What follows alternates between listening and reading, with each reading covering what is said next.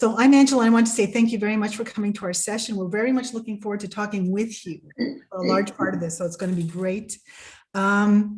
If we could, just to get started a little bit, in the chat, if you could let us know where you're at, like what's your name and just first name and where you're at, or what institution are you affiliated with? Can we do that? No, I can't see the chat at all. What's going on? Yeah, I know that's okay. I can see it. Kelly's from Laurentian. I got it. Hi, Kelly. Kelly Laurentian. Hi, Kelly. We love Kelly already, so that's the way it goes. Hi, Diane. Hi, Angela. How are you guys? Good. How are you? Good. Danny is from TRU. Yeah, great. Hi, Jenny. Hi, Nadine. Or is it Nadine? I never know how people say it. Jenny from Queens. Very cool. Yay, Queens. Okay. So Nadine, what we were doing was just introducing ourselves and what institution we're at, or whatever organization, however we define that. Just in the chat. Yeah, just in the chat. Just wanted to welcome everybody. And I think as we're doing that, yeah.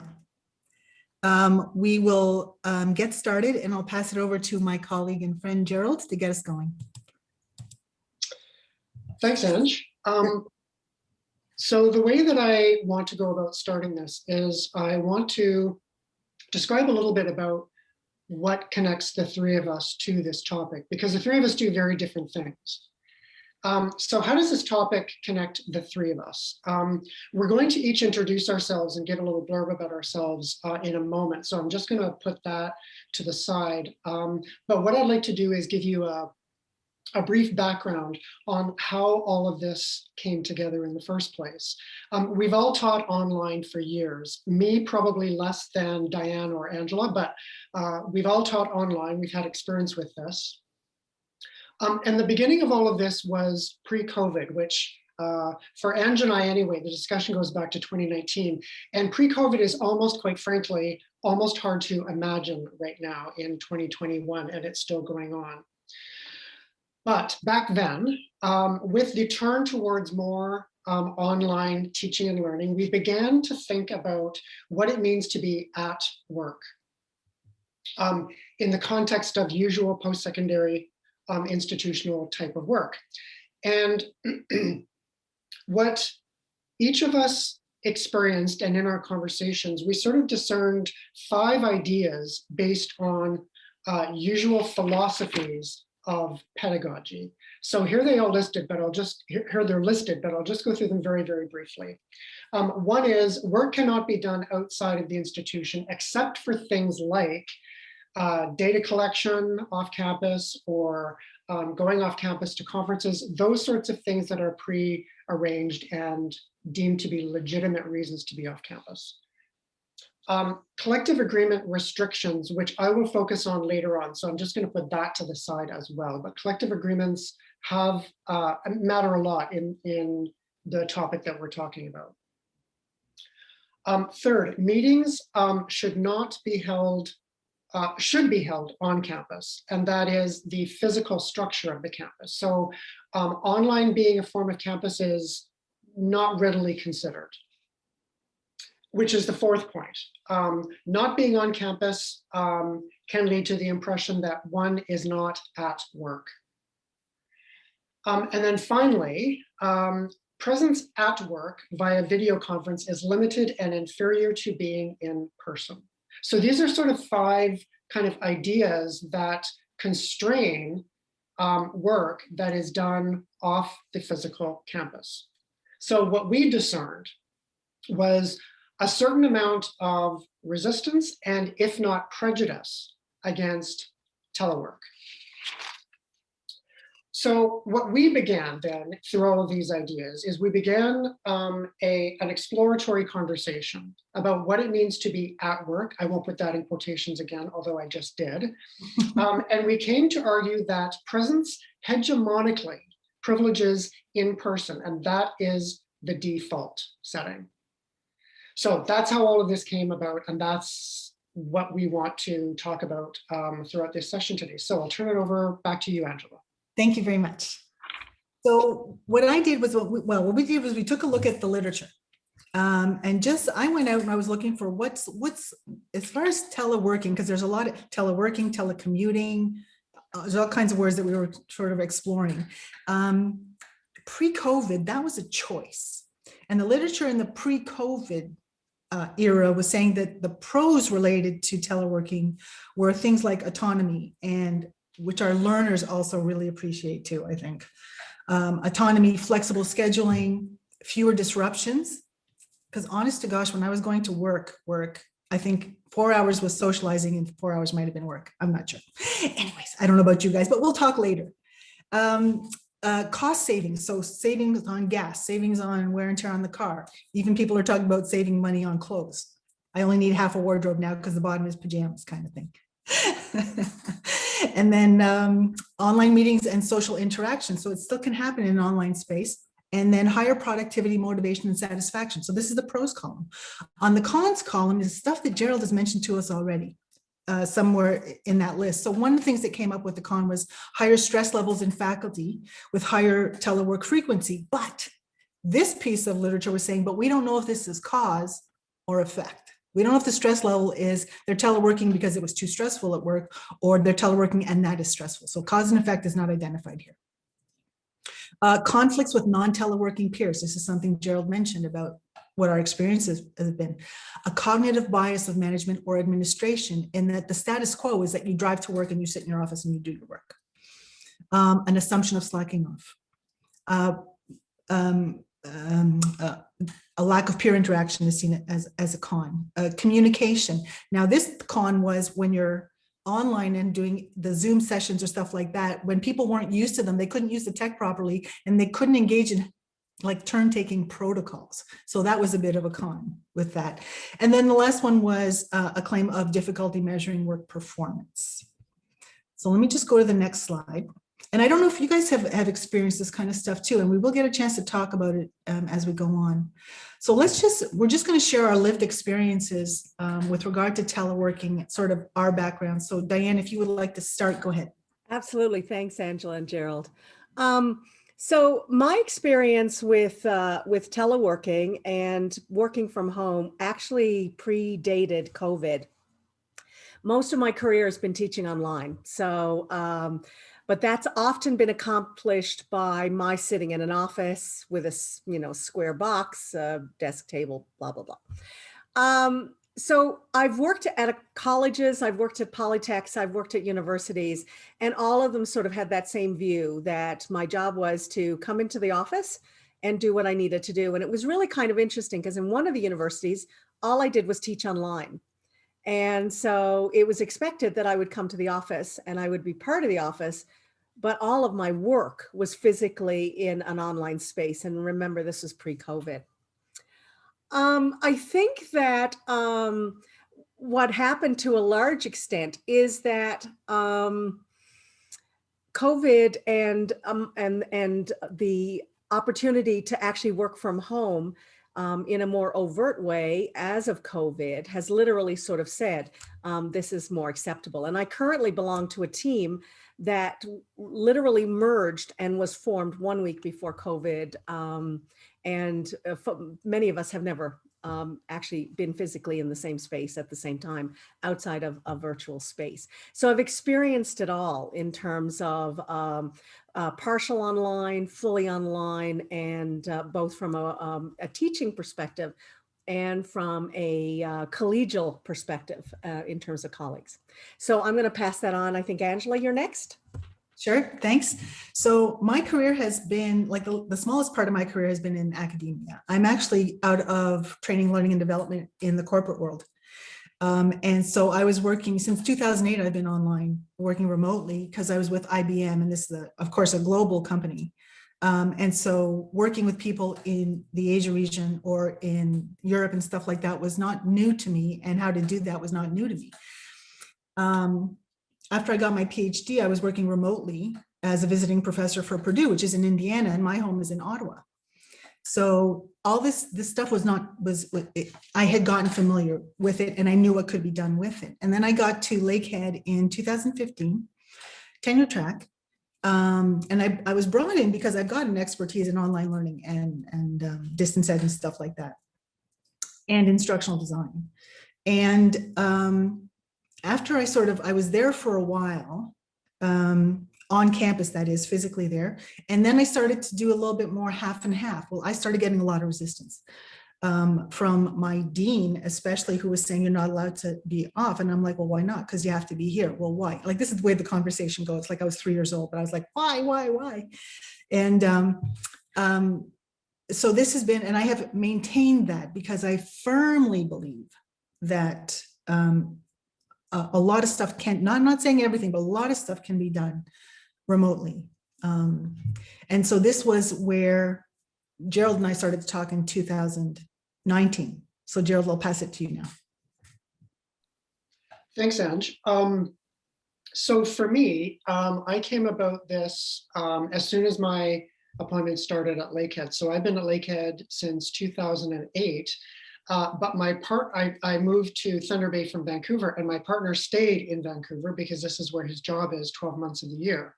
So I suddenly found myself to be living in 2 cities and 2 different homes, and to maintain my marriage life, but also my family life. I've got family on Vancouver Island and other places. I needed to be here, and Thunder Bay is far from Vancouver. And so it's not useful to just go for a weekend. So I would come here on my non-teaching terms, that is 4 or 5 months of the year, but I would do it very much under the radar. And I felt like I needed to sort of hide myself away, not make my teleworking known to any of the higher ups. And I felt it just needed to be a very secretive sort of thing. But I also felt like I needed to work my you-know-what off in case it gets questioned. In case it gets questioned, I can list all of these things that I've done that are all parts of my job. And so I did backflips to make that happen. But like Ange was saying, I eventually became more and more exposed. And there was more and more resistance coming up from the former dean as well as the current one around this idea of physical presence on campus and me needing to be here to maintain my family and domestic life. And then COVID happened, and suddenly everything that Ange and I had been saying in our faculty about teleworking came to pass. It can be done, it will be done. It just is a matter of shifting one's thinking around these things. So I don't know what's going to happen post-COVID with my situation, but I fully intend to just keep on keeping on and doing what I will continue to do, despite what it says in the collective agreement, which I will come to later on. So that's my spiel. Thank you. And I should also, because I didn't mention this also, is that my family situation is that my husband is not in the Thunder Bay area. He's not even in Canada. So, and right now I'm sitting and I'm talking to you guys from Florida, where my husband is.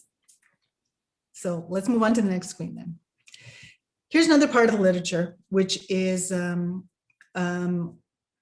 what is the reaction now when teleworking is not a choice? So the first set of literature was we had a choice in teleworking, now we don't. What is the literature saying now about pros and cons? So the pro is an appreciation of autonomy that someone has to do their day the way they would, as much as they can, the way that they suits them best. They've changed priorities with regard to workload. They get to have tips and offer tips on how to set up a home workspace. They have a lot of flexibility in how and when they do their work. They appreciate the impacts on the climate, the positive impacts on the climate that this kind of not driving everywhere. I mean, did everyone hear that when COVID first hit, news came out that said, oh my God, you can see China from space now? Yeah? Okay.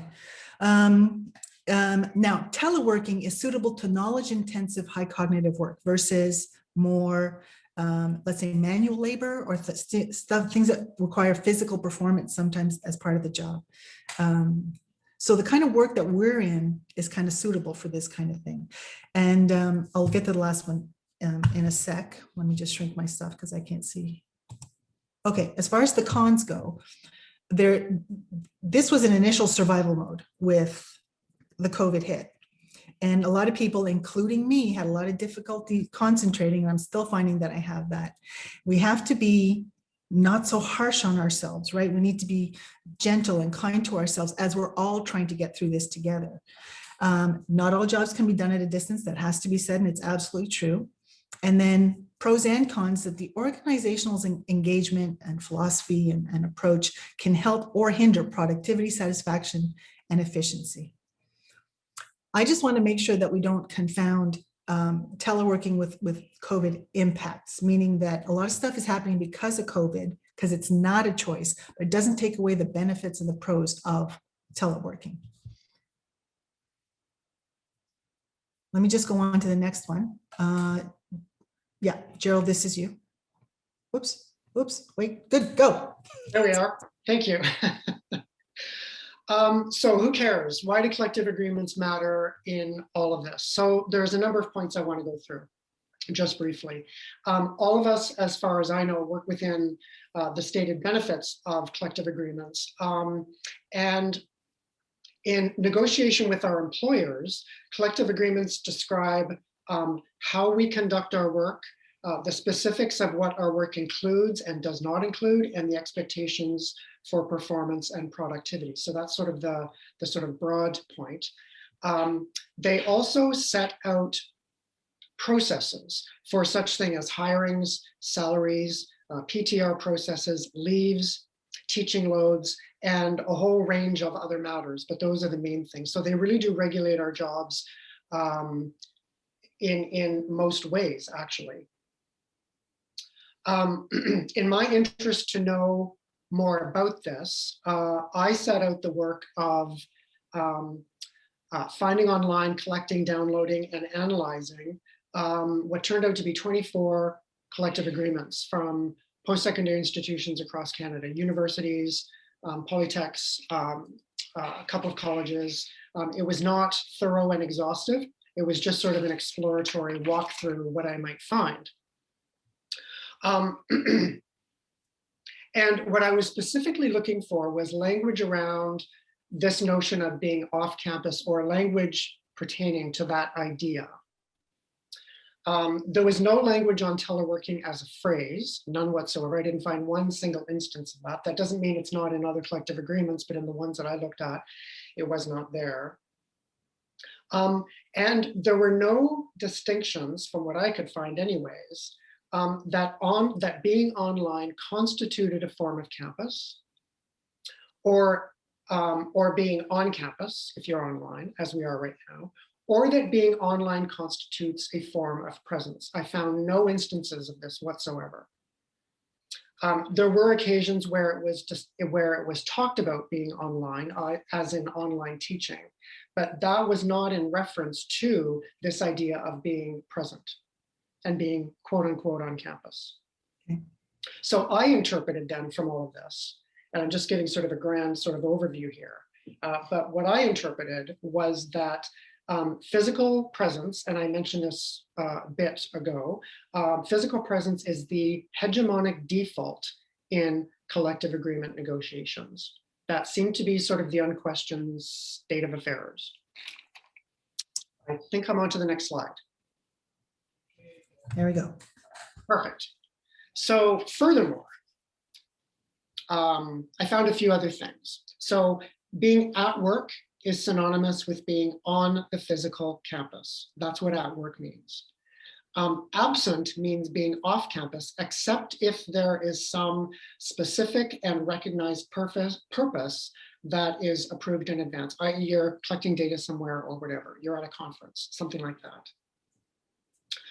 I also found that remote working is not explicated even for online instruction. That is to say, if you are teaching online, there was no indication that could be done remotely over the idea that it should actually still be done on campus. There was no distinction there on that point.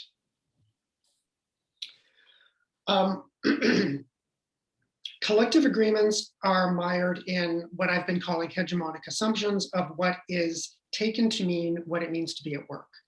So this is the point I've been making. They have not kept up to the realities of online teaching and learning as we now know them, especially in COVID, times of COVID, but certainly before them.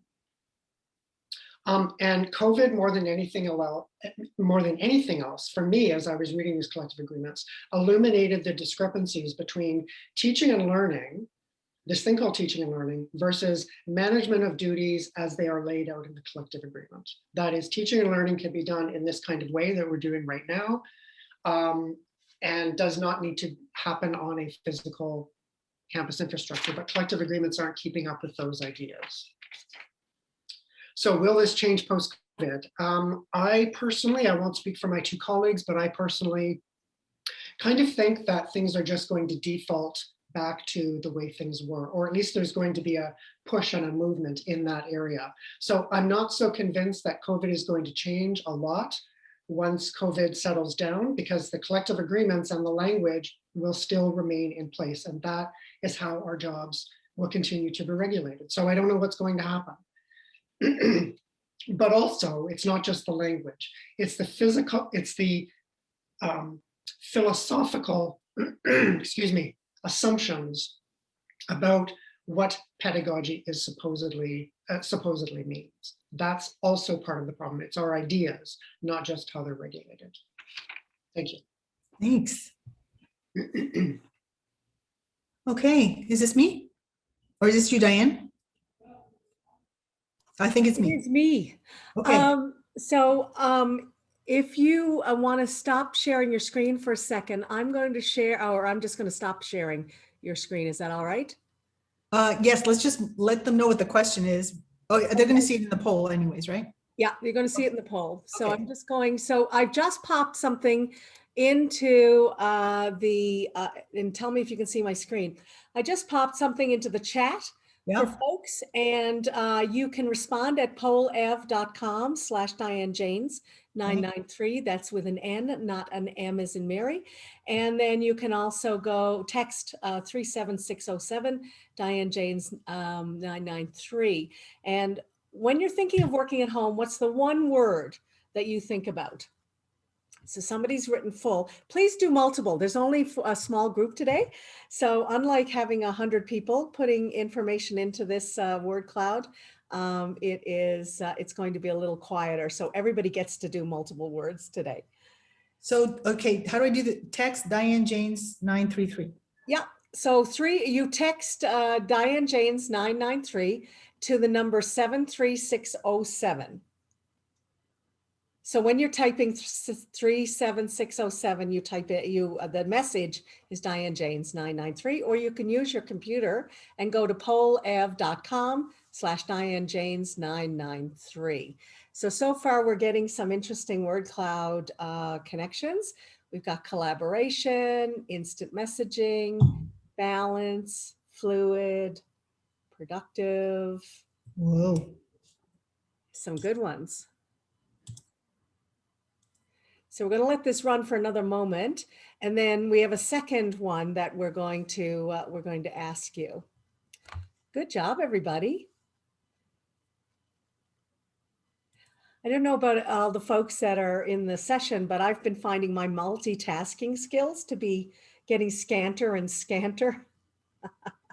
Hey, there's no such thing as multitasking, you know that. Well, I always thought I could do it, and now I find that at the end of COVID, I'm becoming less Oh, listen listen. that way. And I'm going to share my screen again with everybody. And this time you use the same contact information that's in the chat, and you type in A, B, C, D, E, or F. So what I'm looking for is how many days a month did you work from home pre-COVID? So one of the things that we talked about when we started this presentation was how we started this conversation pre-COVID because all three of us were working from a distance pre-COVID. Now, all of a sudden, everybody is post-COVID or I should say during COVID. And now we're looking to see how many folks pre-COVID actually worked from home. So in my case, for example, it was exceedingly small because my team lead basically said if anyone found out, potentially, we could have some issues. So I was only given the opportunity to work from home on very special occasions. So right now we have 60% said 0, 20% were able to work 1 to 2 in the month previous to COVID. Mhm. And we have a few folks who were able to work more than 9. So obviously they were working in a workplace that allowed them to have that capability. So Angela, if it's okay with you, I'm just going to, I'll get you to stop, you can stop sharing, or I'll stop sharing, and then we can pick up as we go. So you can share your screen now. Yeah, it's coming. Here we go. Diane, this is you too still. All right, so this is me anyway, I think. Yeah. So one of the things that, and I'm going to get one of my colleagues to pop the link into the chat if that's okay, although Yeah. I think I might be able to do it again, multitasking. So you might be asking yourself, why are we having these conversations about pre and post COVID, working from home, not working from home? And the reason for that is because Angela, Gerald, and myself have decided that we would like to do a little bit of investigation into this beyond sort of our basic literature review and our basic review of the collective agreements. We want to actually ask the following question. What were your experience and attitudes towards telework? We want to know what you felt about telework and what you were enabled to do pre-COVID, during COVID, and I'm assuming that post-COVID will come eventually, and that will allow us to do that research as well. So the approach we're going to take is a survey with possible interviews and focus groups as a follow-up. And one of the things we'd like to do in this session is invite you to become part of that process. So we have this link, and did we put it in the chat? I can't put it in because I can't get, because I'm. No worries, let me do it. Yeah. I'm happy to do that. So this is the form, just pasting it now. So this is the form, the Google's form to the link. We also posted our slides in a PDF format, and that link is live in the PDF. So if you go to that form, just type in your name, your email address, and we'll ensure that you are part of the survey when we go live. So we want to do this work so that we can get some evidence as to what people were feeling and how they were experiencing telework, both before COVID and post-COVID. We have lots of anecdotes, we have lots of stories, and people's feelings are being shared quite openly, especially amongst teammates. But we'd like to pin that down and really get a sense of how people are feeling. So Angela, did you want to move? You have slides or I have slides? Do you want to go to the next one? There we go. Yeah. So our proposed research timeline is tentative, of course. We want to conduct a literature review this summer, a deeper one than the one we've started. We're looking to get ethics in the early fall. Recruitment for the study will be early to mid-fall once we have ethics. Survey data collection mid-fall, analysis in the winter, spring, with the idea of submitting this piece of work to a journal or conferences in the spring and summer of 2022. So that'll give you some sense as to how and why we're sort of thinking about this. So that's everything that I wanted to talk about in terms of the actual research part. But one of the things we wanted to do with this session was to open up a fair bit of time to allow you to talk to us about your pre-COVID, current COVID, and post-COVID experiences. So the question is, what reasons were you given that you could not or should not work from home pre-COVID? And I'm going to send it back to Ange and open up the floor. Yeah, so certainly people open up your mic, open up your video cameras if you'd like to. And this is just one flavor of a question. So if you were successful in getting teleworking, that might be interesting too. How did you convince people? But certainly, what were the blocks that you encountered if you indeed tried to do such a thing? Anybody? Well, I'll go. So I work at Open Learning, and I'm actually not a faculty member or an instructional designer, but we work in curriculum development, and I work specifically in editing and copyright. So both of these positions are ideal for remote working. So especially because the work itself requires like intense focus and quiet and lots of research and all of that kind of stuff. So we do have team meetings and we do work with other departments, but anyway, so we have been asking for years, and sometimes we do get permission from our higher ups saying, the same kind of thing. Well, don't tell anybody, don't make it a big thing because, this could cause trouble for others. And, we don't want anybody to know about it. So, and we actually, a couple summers ago, we had some people working remotely because of the forest fires and they didn't want to come in, and they had health concerns there as well. So we did manage to do that. So that was because I have a great manager that understood and so on, but it was still like, don't put your neck out there too far and don't make it advertised. But the reasons why they didn't want to pursue it is, they didn't want to pursue it mostly because the collective agreement didn't have any wording or terminology that would cover it. So that certainly goes with what you were saying. But also they didn't have any way to measure, which was interesting because they didn't have any other way to measure what our success in our department looked like. So because we didn't have a quantitative measurement for our success, for how well we were working or what our productivity was, because we certainly couldn't, every course is different, so we couldn't measure it by how many courses we churned out every year and then that kind of thing.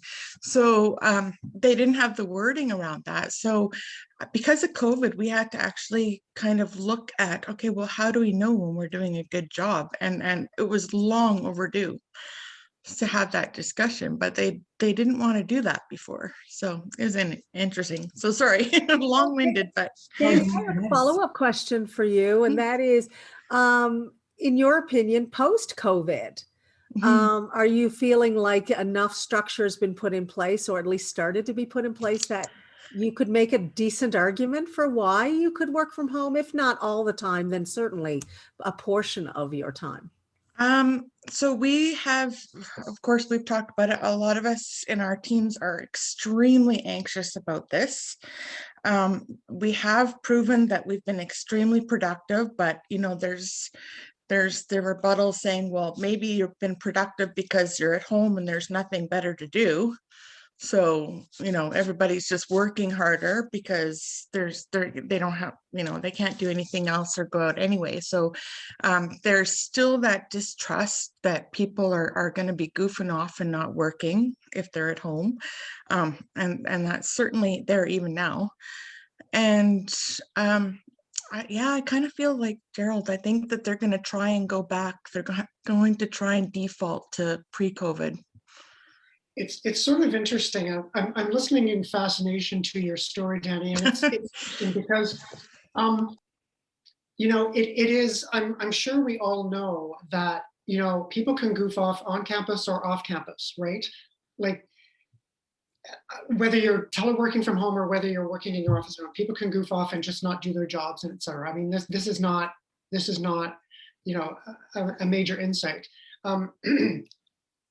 The other thing that I was thinking as you were talking, because you mentioned the collective agreements as well, and I was thinking how, part of, I think, the obstacle is this thing called bureaucracy, and bureaucracy is very, very difficult to change, right? So you can change people's minds, you can, do all sorts of things, but if the bureaucracy, that is the processes and the policies and everything else, does not change, or if there's resistance to change, then that's half the battle. So just as a brief thing, Ange and I actually met. So Lakehead had been going under collective agreement negotiations. Our collective agreement ran out and they were renegotiating it. And this took months and months. And in the meantime, while this was going on, Ange and I met with what's the title? The president of our association to say, you know, this is the problem. We gave ideas about what should happen and changes in the collective agreement, wording, etc. And then the collective agreement was finalized and the wording is even worse than it was before. So, you know, this thing called bureaucracy is part of what we, I think, need to struggle with and try to get a handle on, because it is very, very, very slow to change.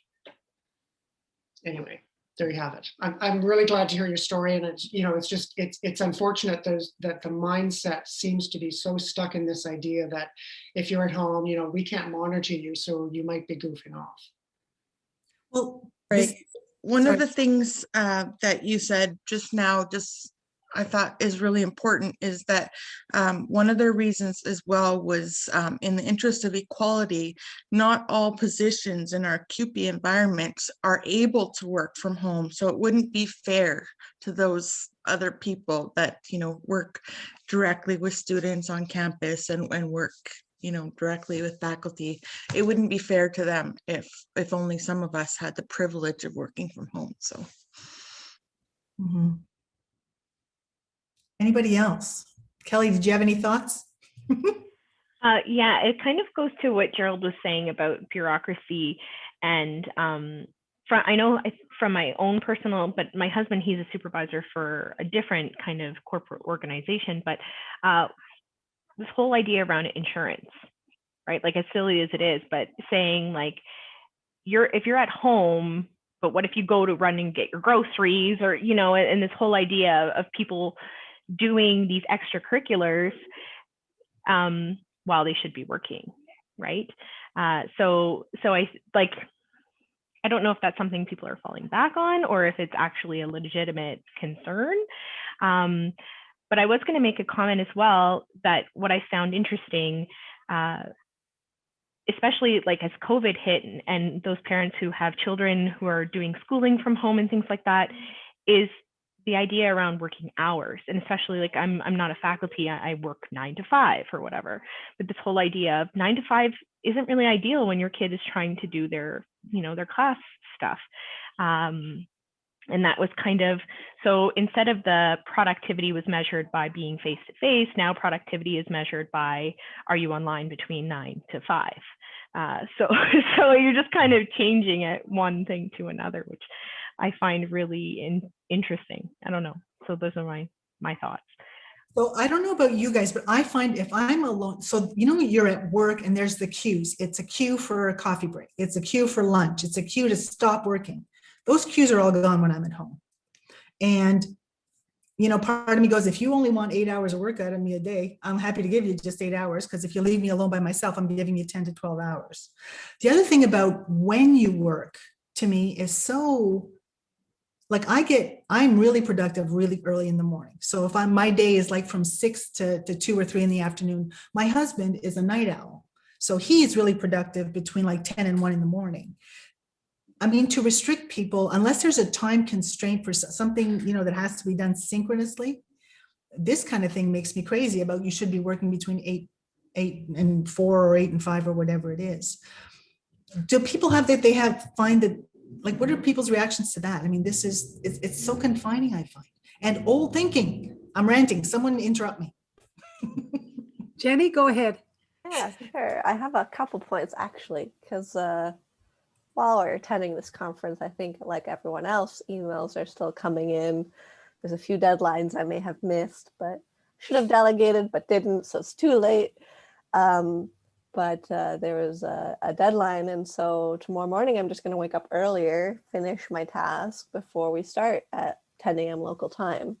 So I'm going to shift my hours, and if I end up working an hour or two more than my dedicated hours, I'm going to maybe take an hour off at the end of the day on Friday or something like that. And as earlier in my career, I would just like work the extra hour, but I'm a 40-hour person, so I'm only going to work 40 hours and that's all you're getting from me. And I'll try and be as productive as I can, but that's not the attitude that maybe all people have when they do the job. So I feel that that supervision piece is important, and that's where the manager might need to have a more of a responsibility of really being a team leader and understanding the work of their colleagues and understanding what the output should be and what the quality of those outputs. And that's where the system has to start to trust each other, and there has to be some mechanism where colleagues and team members can also evaluate the managers. Because if I know my peer isn't working as hard as me or outputting the same amount because I know they're away because they might have disclosed something to me, I don't want to necessarily rat them out, but at the same time, the manager should have some sort of mechanism to know if someone might be slacking on a pathological basis, I guess I would call it.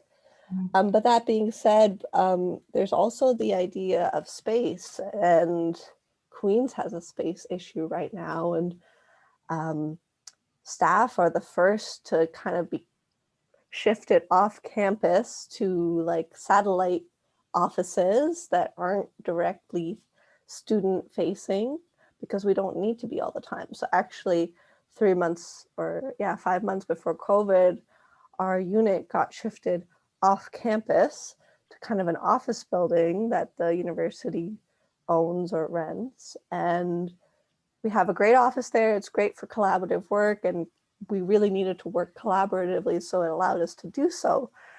But sometimes I would have to meet with faculty, and so we had a shuttle to campus for meetings, or we would arrange our days so we'd have half days on campus in this one small office we kind of satellite shared.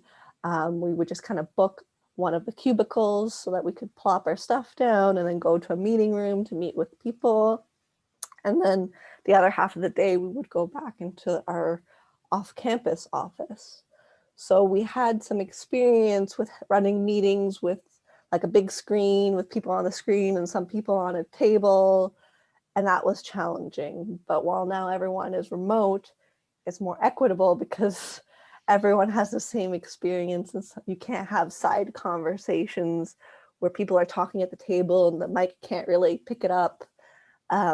And you miss things if you're video conferencing in. So there's definitely pros and cons. And I certainly know colleagues who can't wait to go back to the office because being at home is just too overwhelming. They don't have good internet. They can be less efficient. They have other responsibilities, and the separation of work-life balance is gone. So it's a challenging concept for sure. Options are good. Rosa, did you want to say anything? Oh, yes. Thank you. So I work as internship coordinator at Concordia University in Montreal. So I handle internships for the Master's in Educational Technology program. What I found is working from home, actually, as you had mentioned, Angela, is that I'm putting in longer hours. So I, like yourself, am a morning person. So I'll log on really early and log off earlier, although sometimes in the afternoon, if I was at work physically at the office, I'd have to leave because I'd have to pick up my kids, and then there's, get home dinner, and then there were the sports. But because none of that is happening right now, I find myself, working, sitting in my room, working until 5 or 6 o'clock. So for sure, I'm putting in longer hours. But for me, I had a wonderful have a wonderful supervisor. So if I needed to work a day or two per month from home because I had projects or whatever, it was not an issue. I actually I miss the informal, as you had mentioned, the coffee breaks with your colleagues, but being at home, I find that I'm a lot more productive, and I'm still seeing the same students, and as opposed to, and I think it's easier for them as well because I don't have to coordinate my schedule as to when they are on campus. It could be at any time during the day. So Even when I do some information sessions, I find there's more of a turnout right now because people are students. We have a lot of students that work full time, and so that they're able to, attend during their lunch hours. So I always schedule those meetings during lunch hours as well. So it's working out really well. As for the future, I don't mind continuing to work from home, but I, would welcome to the opportunity to go on site occasionally as well. For sure. I like the idea of options. Catherine, I'm guessing you're going to want to shut us down right now. Oh, no, we have until quarter past the hour. Oh, super. Oh, great. We have a full hour, 12:15 to. I was wondering if I could say something too, just because it's so interesting, this discussion. I come from a learning and development background, and I lost my job before going back to school to do my master's in ed tech. And I was learning and development for a hotel company. So I was traveling all the time. And so I, for many years now, I've only been teleworking. And it's so incredibly interesting to work in a team where trust is the default. And, because when a whole team is always on the road traveling, there's a lot of things that are, that you just have to trust. You have to trust that there's a delay and that you're going to be stuck in New York City or in Punta Cana for the weekend, and and that's just the way it is. and so when you're stuck and when you're in a team where trust is the default, I find that the productivity is so much more. I don't know. I think it's just so much more interesting to work in a team like that. So I think it's an opportunity for everybody to kind of up their game. And like those people who are writing the collective agreements, where are they working? Aren't they probably prefer teleworking as well too? It's interesting because I think, Catherine, you've hit a nail on the head, and this is something where our study should probably investigate, I think, to some extent, although I'll have that conversation with my two colleagues without making an instant judgment. But I think what the basis of all of this is trust. Yes, it's trust. I trust I've hired the right person for the job. I trust they're doing the right work for the job. I trust they're providing service to our students and to our institution. I trust the individuals that are out there. Mm-hmm. And it's funny because I say to colleagues, and I know Angela has heard me say this 1,000 times, I went to university for a very long time not to work in a factory. And yet I find institutionally, a lot of times our institutions are stuck somewhere in the 1957 factory model, whereby you come to work, you punch the clock, you do your widgety thing, you punch the clock again, you say, okay, see you tomorrow, and off you go as the whistle blows. And so I think that one of the things that COVID has done across a lot of society, I mean, witness the budget yesterday with, this intention of finally, after 40 years, wanting to have an actual childcare program. The children who should have been in the childcare program are now the parents. It's one of those things where you sort of say to yourself, this has really opened up a gap. It's opened up a recognition that we have a problem. And I think for a lot of us, especially those of us that are doing research and leadership, it's an issue of trust. Like our leaders need to trust us, but we also need to some extent trust our leaders, that they understand and are working to make these things happen. So I just want to pinpoint that word, Catherine, because I think that is really whether it's in industry or academia or in the world in general. Absolutely. I think it's a trust issue that we're working with here. And even in academia too, with what's happened with exams and how there are professors making exams more difficult, or again about this whole idea that students are cheating now, and it all goes back to trust. And where is the trust? Yeah. As I was looking at the literature, there's a lot of research out of Germany called trust-based teleworking. It's actually a thing. And I think part of trust is that, so Danny, Catherine, I'm sorry, that team that you would work with that was so trustful of each other, to me, it seems that it allows also the workers to be vulnerable, to say, I need a little more help, or I'm not sure, or something, right? So you're not in your little silo. I would like to connect something that Gerald and Danny were talking about that came up in the lit about I can't measure performance, right? If I can't, for some odd reason, if I can see you, somehow I can magically measure your performance. So Danny, you were saying though that because you have such varied courses, it's hard to tell, it's hard to measure the productivity. And Gerald, you had mentioned to me, maybe it was in a private talk, about inputs versus outputs. So what are we measuring as far as productivity goes? Go.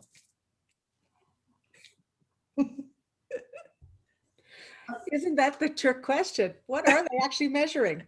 I mean, I can chime in a little bit on that. And,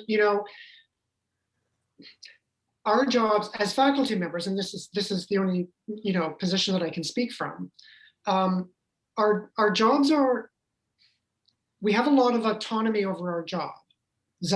And that autonomy gives us a lot of flexibility that hopefully involves trust. So if I've got autonomy over my time outside meetings, outside class time, outside, those sorts of things, if I've got a lot of autonomy, I like to think that A, I'm not going to take advantage of that, and B, my employer and others around me are going to trust that with that autonomy and my choices over my time, I'm actually going to be productive.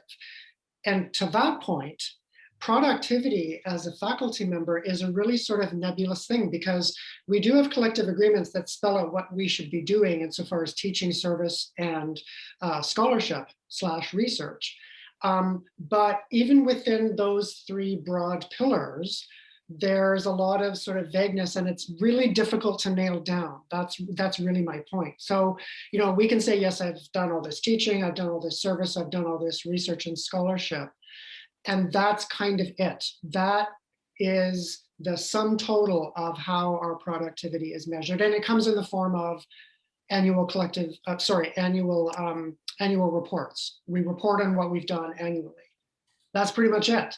And, there may be some people, going back to the trust question, trust issue, there may be some people who intend to take advantage of that and do as absolutely little as they possibly can.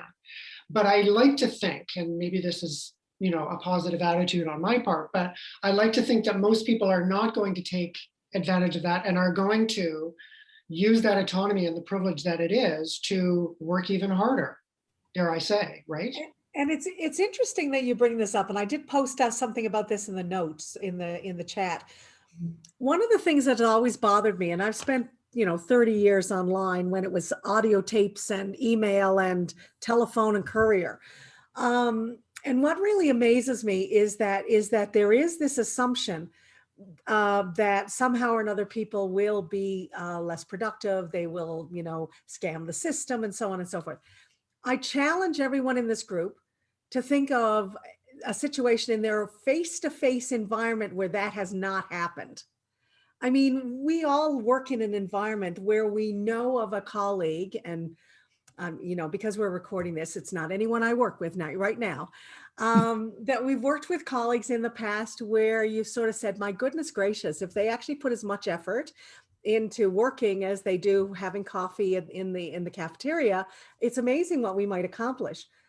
But everybody works to their own difference, right? I might see that person and not realize that all the work that they do, because they're a night hawk like me, is done at midnight and 2 a.m. Whereas 1 o'clock in the afternoon, they're trying to keep themselves awake by being in the cafeteria having coffee. So first of all, we don't know other people's circumstances. But second of all, in my opinion, many of the arguments against teleworking are arguments that we already have existing within our current setting. And it's not that we are that better at managing the people who are physically in the room, because we all know from either a teaching perspective or a work perspective, just because someone's in the classroom doesn't mean they're hearing anything you're saying, or in fact, accommodating anything that you need done. So I do think what it does, however, and what COVID has done, and again, I'll say that societally as well as work-wise, is that it's opened up some of the flaws to our overall system. And the system itself, even in a face-to-face setting, is not perfect, it's broken. Just like we say, the only way to learn is to come to class, sit in your rows, and listen to me talk for 45 minutes. And we all know that that's not necessarily the case. Not for everyone. It might fit a certain percentage, but not everybody. And the same goes with online. Just by me being engaging and active and lecturing using this. I mean, we had early on in COVID, we had some faculty who thought that the best way to transfer their skill set from the classroom to online was 8 hours a day of lectures in real time. Okay. On that positive note, are there any last thoughts? Anybody? We're like almost out of time. I want to make sure. Can I download the chat? Participant can chat with. I can't chat Yeah, down. we can do that before we close down the So session. before we close down, download chat. Diane has put the link in there. You guys are a great group. I would love to keep talking to you with regard to this stuff, for sure. This is the literature that I was referencing when I was talking to you guys. You can take a look if you want. This is how to contact us. Diane put the link to the Google form if you wanted to talk with us, like be part of this coming down the road. But now that I know who some of you are, I might be chasing you anyways. I don't know. Are there any last minute? Thank you. Yeah, no, really good thinking, really good thoughts. I'd love us to, if we have more chance to talk about the future. I'm hoping it doesn't go back to what it was, but who knows? Any last thoughts? Any last brilliance? Thank you so much for coming to our session and talking with us. Kelly, go. Sorry, I do. So talking about the future and maybe the potential where people can work from home more, but that whole idea of how do you capture brain trust that happens in those face-to-face, on-the-fly conversations, you know, those really creative ideas that come out, thinking how do we recreate that on the fly in these virtual settings? So that's what I'm going to say. Great point. Great point. Great point. I think we make a lot of assumptions about face-to-face. I know that's not what you're talking about, Kelly, but just to something that was being spoken about earlier. We think physical presence is cognitive presence, and we know that ain't true. Okay. Catherine, did you want to wrap us up at all? Well, I would say thank you very much, Diane Janes, Gerald Walton, and Angela Van Barneveld for an excellent session. And we're finishing just on time as well. And I guess that's all then. So we have your contact information, and you will be able to download the chat. I think the chats are being saved across the board. Okay, as long as one of us gets it, that's great. And in there is that link to the Google. To the participation. Okay. Thank you, everybody. Thanks, everybody. Thank you to Catherine for great hosting. Okay. Yes, Catherine, great job. Thank you. It was great. Thank you, everyone. Thanks, everyone. Bye. Bye. Bye.